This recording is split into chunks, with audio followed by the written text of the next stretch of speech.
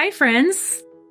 I just got back from vacation, and looking back, I realized that it took me 3 days to settle into it.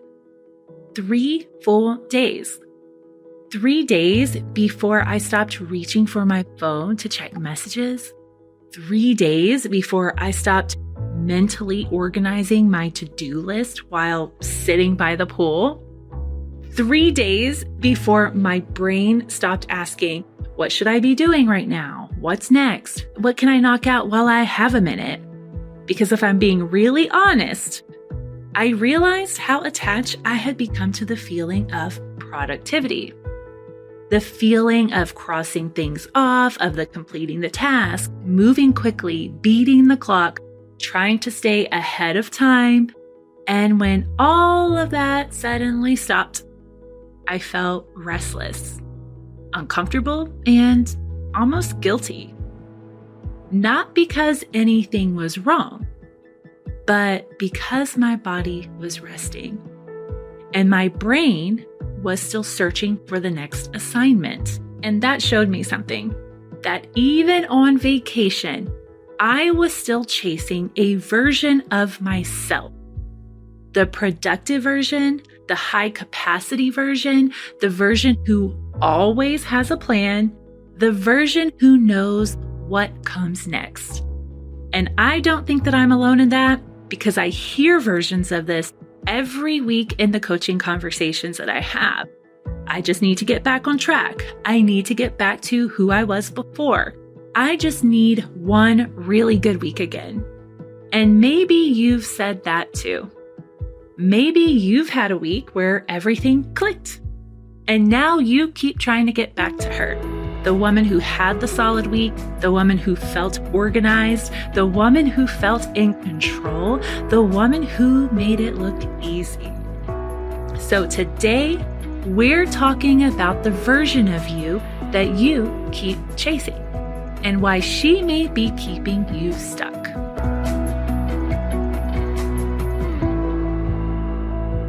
Welcome back to Your Relationships Are Keeping You Fat, a Miss New Booty Fitness podcast. I'm your host, Darla, National Board Certified Health and Wellness Coach. And if you've ever found yourself trying to recreate an old routine, an old body, an old level of motivation, or an old version of yourself, you're going to want to stay with me for this one. Because we're going to talk about why chasing the woman you used to be may be preventing you from becoming the woman you actually need to become.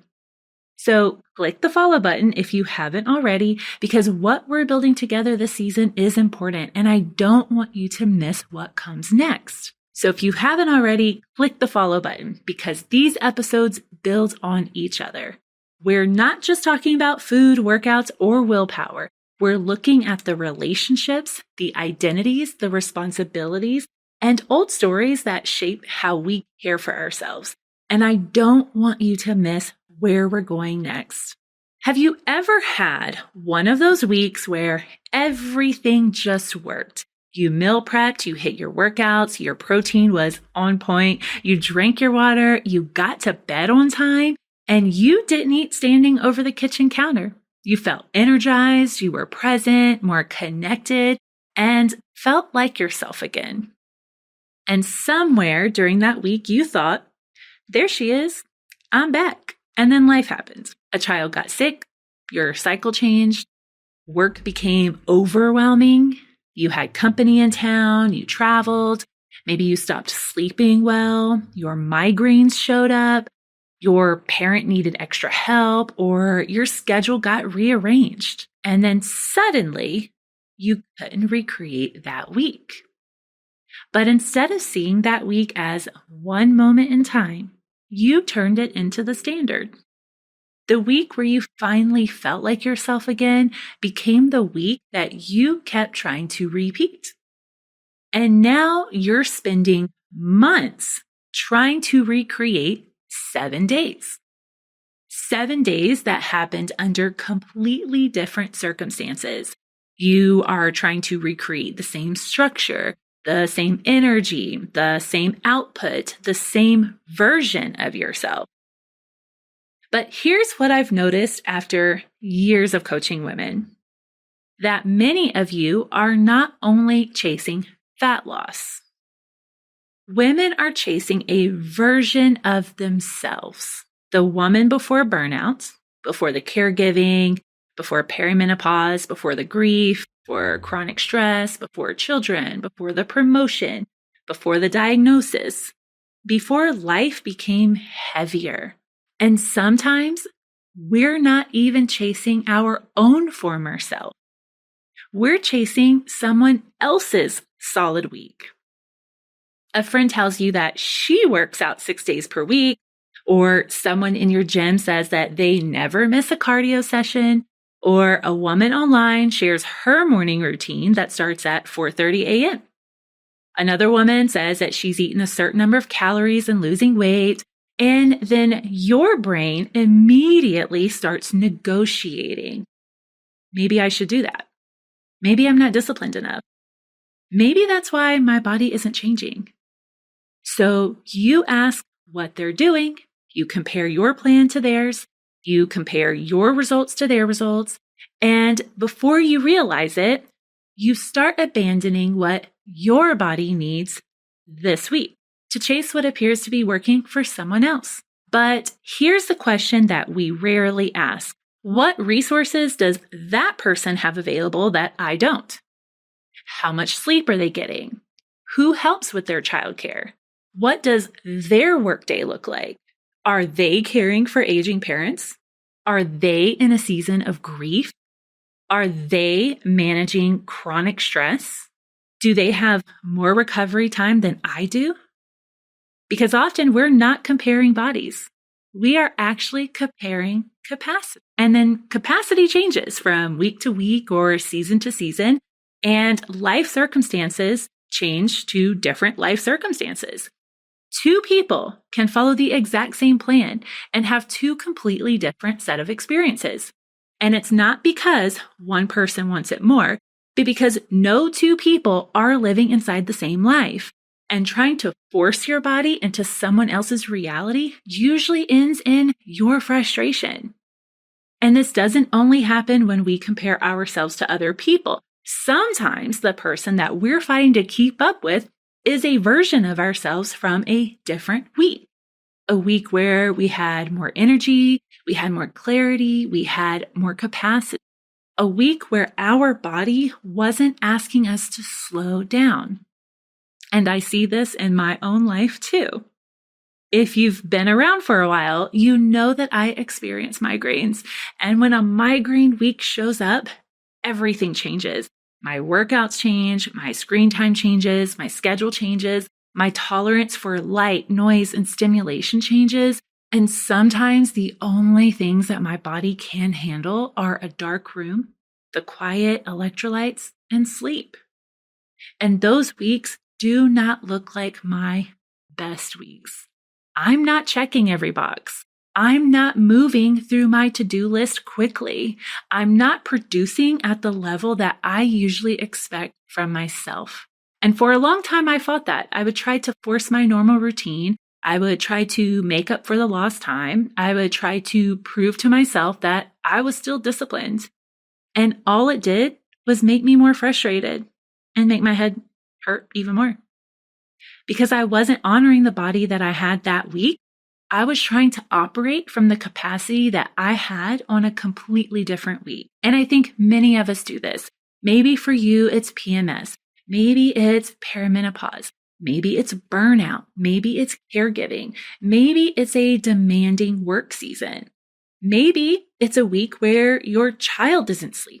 Or maybe it's simply a season where life is asking more from you. But instead of adjusting, we compare. We compare ourselves to our good weeks, to old routines, or to previous versions of ourselves. And then we judge ourselves when we can't recreate them. But my migraine weeks are not failed weeks. They are weeks that require a different relationship with my body. And maybe that's true for you too. And if you listened to last week's episode about productivity identity, You probably already know where we're going next. Because for many high achieving women, the version that they're chasing is not just leaner. She is not just more disciplined. She is more productive. She gets more done. She never misses workouts. She meal preps every Sunday. She wakes up before everyone else. She answers the emails. She volunteers. She takes care of everyone. She stays useful. She stays needed. She stays ahead. And somewhere along the way, we begin believing that our worth lives inside our output. So if we're productive, that means we're valuable. If we're helping, then we're valuable. If we're carrying everything, we're valuable. And when we can't maintain that pace anymore, we don't just feel disappointed. We feel like we're failing. But here's what I've learned personally and through coaching hundreds of women. Your body does not care how many emails you answered. Your body is not keeping score of how many people you helped. Your body is not impressed by how much you can push through. Your body is asking a much simpler question. Do I have what I need today? Whether that be food, sleep, recovery, connection, safety. And if the answer is no, your body adjusts. And this is not to punish you, but it is to protect you. So this is where many women get stuck because instead of seeing those signals as information, we treat them like interruptions, where hunger becomes something to control, fatigue becomes something to push past, and stress becomes something that we normalize. And little by little, we stop working with the body that we have and start trying to force it back into the body we remember. And chasing an old version of yourself comes with a cost. You stop listening, you override hunger, you push through exhaustion, you force the workouts that your body does not currently have capacity for, you ignore stress, and then you tell yourself, I should be able to do what I used to do. I don't know what's wrong with me. I just need to be more disciplined. But what if nothing is wrong with you? What if you're asking today's body to perform under yesterday's circumstances? Because the body that you had before the children, before caregiving, before burnout, before perimenopause, before chronic stress, was living inside a completely different life. You had different responsibilities. There were different demands. You had different recovery and you had different supports. And when we refuse to acknowledge that, we spend years fighting the body that we have instead of learning how to care for it. So this is where the conversation has to go deeper than mindset, because this does not just stay in your thoughts. It shows up in your body. The stress that you push through, the meals that you skip, the recovery that you ignore, the sleep that you sacrifice, and the constant feeling that you should be doing more, your body is collecting all of that information. So when we talk about chasing an old version of ourselves, we are not only talking about confidence, we are talking about the internal environment that your body is trying to function inside. So this is not just emotional. Your body is constantly gathering information: sleep, stress, food intake, recovery, daily movement, hormones, emotional load. When you keep trying to operate above your current capacity, your body notices. Not because your body is against you, because your body is always trying to keep you functioning. So if you are pushing through exhaustion, if you are under eating while managing high stress, if you're ignoring recovery, if you're sleeping poorly, and then trying to maintain the same output during a season that requires a different pace, eventually that shows up. It may show up in cravings, You may have low energy or poor recovery. You may experience more hunger at night. You may have less motivation, but more soreness. You may have more impulsive food decisions, or feeling like the plan is suddenly harder to follow. And that matters for fat loss because fat loss is not just about creating a calorie deficit on paper. It is also about whether your body and your life can sustain the behaviors that are required to maintain that deficit. Can you recover? Can you sleep? Can you prepare food? Can you train well? Can you manage hunger? Can you stay connected to yourself long enough to keep showing up? So the more that you fight the body you have, the harder it becomes to create the outcome that you want. And this is not because you are broken, but because your approach may not match the life and the body you are living in right now. Sustainable fat loss is not built by forcing. It is built by working with the body that you have today. And we have to be honest about this. A lot of women are not just trying to lose weight. They are trying to lose weight while managing the invisible work of life. From the meals, the appointments, the groceries, the schedules, the emotional needs of others, the birthday gifts, the family logistics, the mental list that never really turns off. The next 6 months are going to pass either way. And the question is, will your habits, your body, and your energy feel any different? If you're ready for that to change, this is where we start. My signature 6-month body and lifestyle transformation is my most comprehensive coaching experience. This is for women who want structure, guidance, and support they can actually follow, not another plan to start over with. Inside, you'll get personalized training delivered through my coaching app, nutrition guidance tailored to your body and your lifestyle, weekly check-ins for accountability and adjustments, and direct access to me for support along the way. This is about building consistency, trust with your body, and results that actually last. You can learn more and apply at missnewbootyfitness.com/coaching. That's missnewbootyfitness.com/coaching. Now back to the show. And when researchers look at how men and women spend their time, women continue to carry more of the household load. But honestly, most women did not need a research study to tell them that. They feel it every time they sit down and immediately remember 3 more things that need to be done. So when a woman says, "I don't know why I just can't get it together," I want to ask, what else are you carrying? Because sometimes the issue is not that you lack discipline. Sometimes your body is trying to build health inside a life that has very little room for recovery. So if you're listening and you feel exhausted, you are not weak. You may be carrying more than your body has had space to recover from.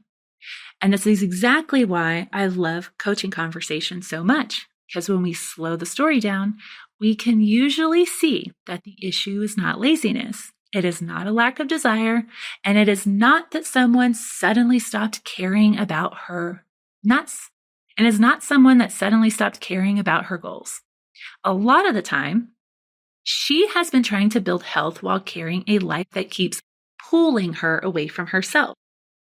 And once we name that, we can stop shaming the behavior and start understanding what the body and the life are asking for. In fact, this week I had 2 coaching conversations that made me think deeply about this episode. The first client admitted something that many women never say out loud. From the outside, everything looked good. She was showing up for work, she was taking care of her family, she was supporting everyone around her, meeting every obligation, and no one would know that she was struggling. But privately, her health was suffering. Her energy was gone, her goals had slowly disappeared from her life, and she realized something important. She had become so good at caring for everyone else that she no longer knew how to include herself in that care. And that's a painful realization because sometimes your life looks responsible from the outside, while your body is quietly telling the truth on the inside. The second conversation unfolded over time. This client kept saying, I just want to get back to where I was when I was in the best shape of my life. And I hear some version of that often. So in this time, I asked a different question. Tell me about your life back then. What did your days look like? What kind of structure did you have? What responsibilities were you carrying? What communities were you a part of? Or what made that season feel so meaningful? And over the next 3 months, we kept returning to those same questions because sometimes the insight does not happen in one conversation and sometimes it unfolds slowly. So after about 3 months, she had a breakthrough. What she realized was that she was not actually attached to the body that she had during that season. She was attached to how she felt in her life at that time. She remembered feeling more in control. She was more connected to herself. She was more certain. Life felt simpler and it was more predictable. And as we continued talking, she recognized another layer, that the communities, routines, and the relationships that shaped that old chapter no longer fit who she is today. She had outgrown them, just like she had outgrown the circumstances that she lived in back then. And I think many of us do this. We try to get back to an old version of ourselves without realizing that we have changed. Our lives have changed. Our values have changed. Our responsibilities have changed. Our bodies have changed. And sometimes the reason that we cannot get back there is because we're not supposed to. And it's not because that version was bad, but because she belonged to a different chapter. And maybe what we are longing for is not the old body. Maybe we are longing for how we felt in our life at that time. And those are two different things. When we do not recognize that distinction, we can spend years chasing an old identity while missing the person that we are becoming. And one of the ways that we try to hold on to an old identity is by reaching for the old strategy that once made us feel successful. It could be the old meal plan, the old workout routine, the old schedule, the old rules, the old version of discipline. Because if that approach worked back then, a part of us believes that it should work again now. But sometimes the strategy is not the problem. The chapter has simply changed. And I see this show up in real life all the time. I, in fact, hear another version of this in my own family. Someone who I love will often tell stories about what used to work, such as I used to eat this way and lose weight. I used to follow this meal plan and the weight just fell off. Or I remember when I was bodybuilding and I got into incredible shape. And I think many of us do this. We go back through our memories looking for the strategy that worked before, because if it worked once, we assume it should work again. But here's the problem. The body that you are living in today is not the body you had 30 years ago. Your hormones are different. Your stress load is different. Your responsibilities are different. Your recovery needs are different. Your goals may be different too. And sometimes the challenge that you are facing today is not the same challenge you had back then. Years ago, maybe you needed more knowledge. You needed someone to teach you how to lift, how to eat, how to build structure. But today, maybe what you need is accountability or a realistic plan or regular check-ins or a coach who can help you follow through when life gets busy. Maybe what you need is a structure that fits the life you are living now, because your current goal may not be stepping on a stage. Maybe your goal is preserving muscle or maintaining independence or keeping up with grandchildren or protecting your health, losing weight in a way your body can actually sustain, or feeling strong in your everyday life. And when we keep applying yesterday's solution to today's needs, we end up frustrated. Not because we're failing, but because we're solving for the wrong thing. You are not failing to recreate the past. You are living in a different chapter. and different chapters require different tools. And as you're listening, I know somebody just came to mind. Maybe it was a sister, a friend, or a coworker, or someone you know who keeps saying, I just need to get back to who I used to be. Send this episode to them because I have a feeling they need to hear this too. And the reason that this episode is worth sharing is because most of us do not realize we are doing this while we are doing it.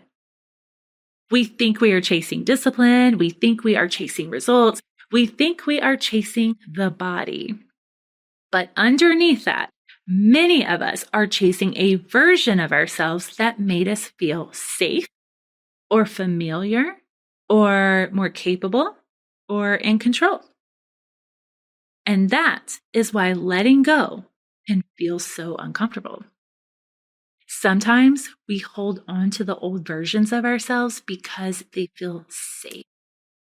The woman who could do it all, the woman who never needed help, the woman who never slowed down, the woman who always had it together.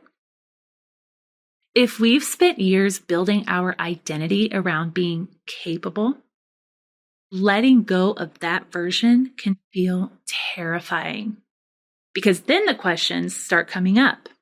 If I'm not the strong one, who am I? If I'm not the productive one, who am I? If I need more support now, what does that say about me? And for many women, it feels easier to chase the old version than to get curious about who they are becoming. So I want to slow this down here for a second because this is the part that we often skip. We try to turn it into discipline. We try to turn it into motivation. We try to turn it into needing a new plan.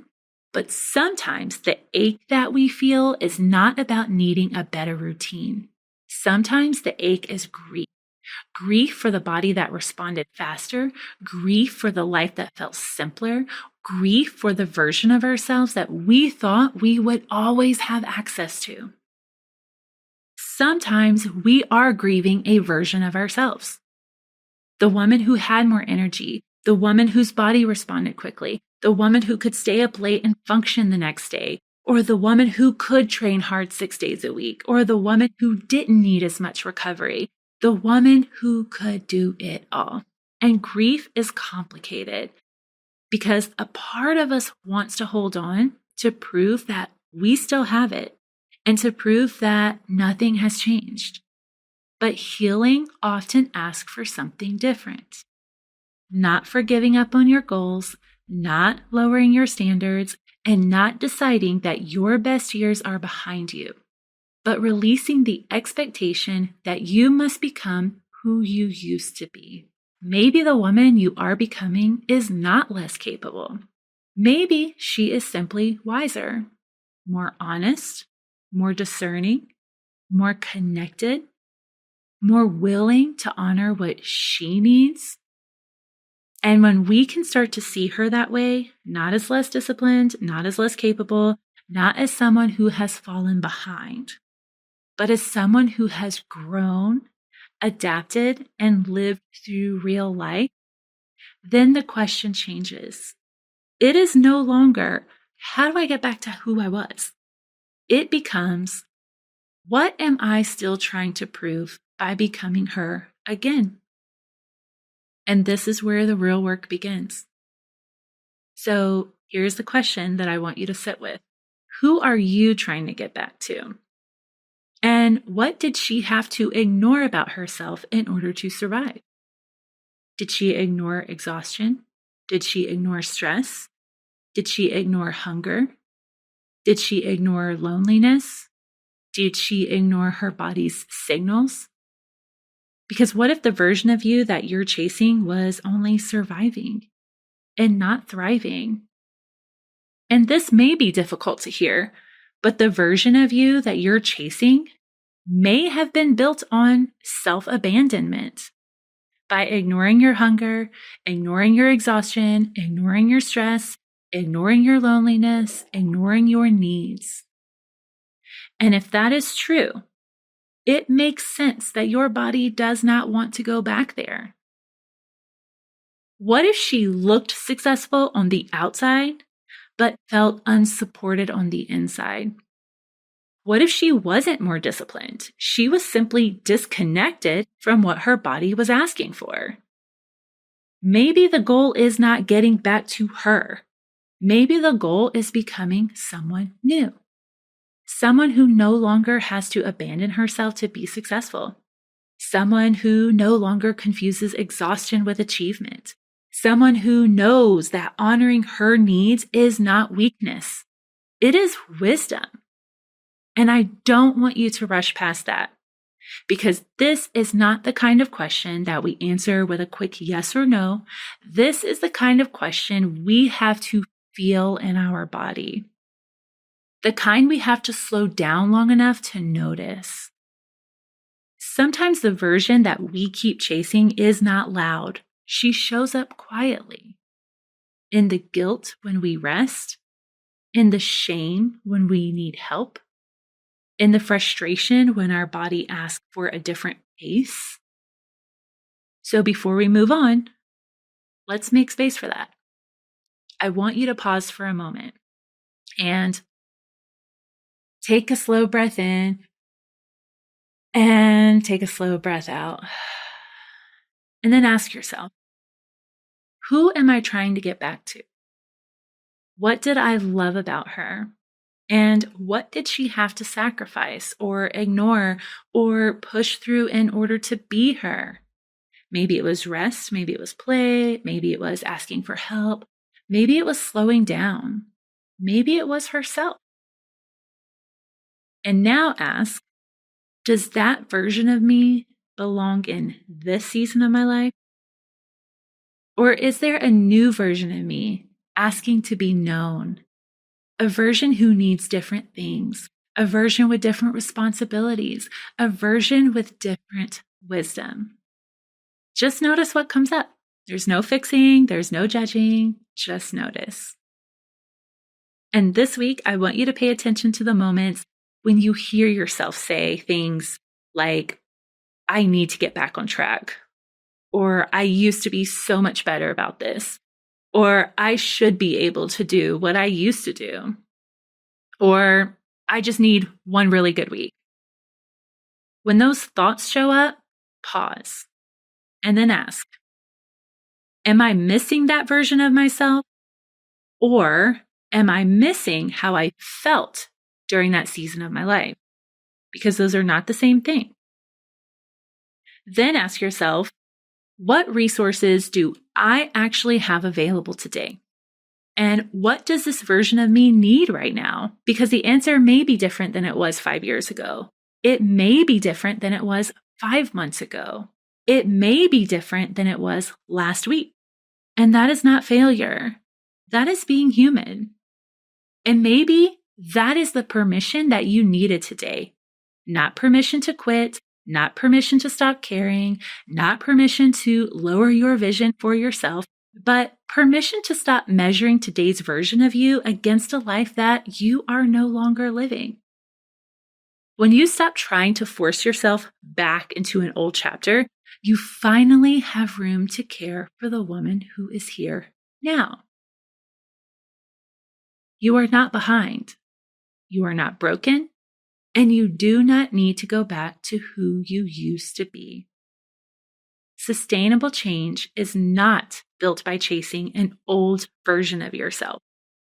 It is built by caring for the person you are today, the woman with today's stress, today's responsibilities, today's body, today's capacity.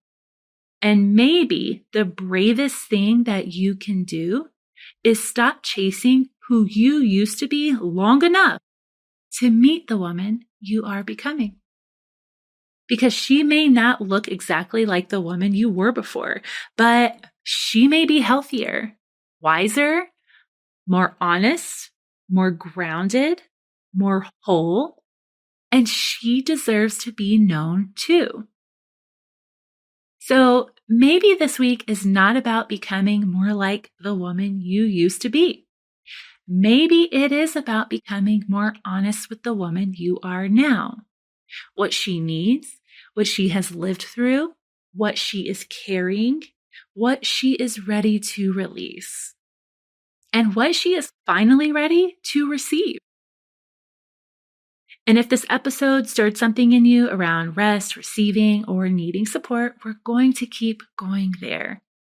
Because in the next episode, I want to talk about why asking for help can feel so hard, especially when you have spent years being the capable one. So, as you move through this week, remember, your worth is not measured by your productivity. Your body is not a machine, and your changing needs are not a character flaw. Life changes, bodies change, and capacity changes. And your approach is allowed to change too. So stay connected to what you're beginning to notice, and we'll keep building from there. And I'll see you in the next episode.